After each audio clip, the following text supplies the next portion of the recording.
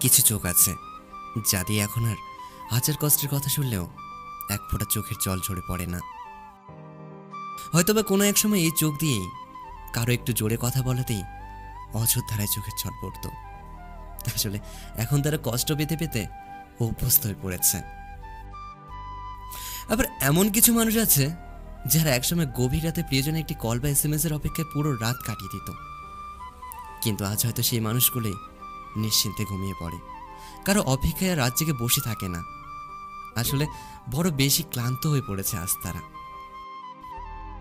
আবার এমন কিছু মানুষ আছে যারা মুখ ফুটে ভালোবাসার কথা বলতে পারে না, প্রিয়জনকে অনেকবার বোঝানোর চেষ্টা করেও বোঝাতে পারেনি। আচ্ছা, সব কথা কি মুখে বলতে হয়? আজ হয়তো তারা বলতে পারবে যে আমি তোমাকে ভালোবাসি, অনেক বেশি ভালোবাসি, কিন্তু ইচ্ছে করেই তারা বলে না। আসলে এরা বুঝে গেছে যে যারা বুঝেও বোঝে না তাদের হাজার চেষ্টা করেও বোঝানো যায় না।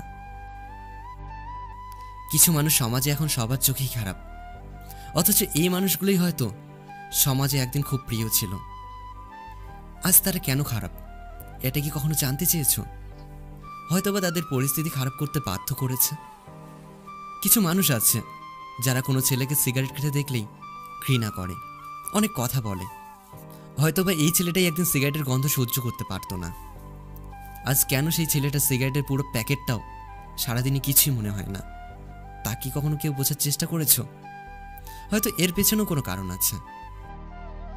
কিছু মানুষ কোনো মেয়েকে স্লিপিং পিল খেয়ে হাসপাতালে ভর্তি হতে দেখলেই গবেষণা করতে লাগে, কিন্তু সেই মেয়েটা কেন এমন করলো তা কি কেউ জানতে চেয়েছো? হয়তো এই মেয়েটাও একদিন এই স্লিপিং পিল জিনিসটাকে খুব ভয় করত।